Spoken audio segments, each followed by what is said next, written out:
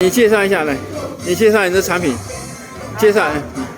这边先介绍那个姜黄啊，姜黄有3种哈，红姜黄、秋姜黄跟绿姜黄，这3个它的味道完全不一样哈，它的各种营养也不一样。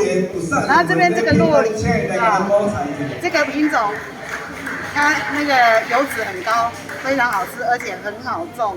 它这黄金果也是，这个算是比较新的品种哈，这个是最新的品种啊。然后，后面这个是油柑哦，这个是大果的，这个是一般的原生种的哈，我有把它做成那个水果酒，有把它泡酒哈，用沉香酒下去泡。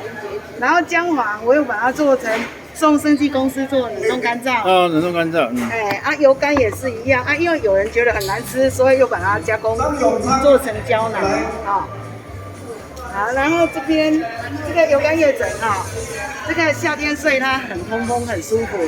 然后这个是我自己用那个油柑粉把它做那个蚊虫膏防风膏，刀伤烫伤都很好用。好，谢谢。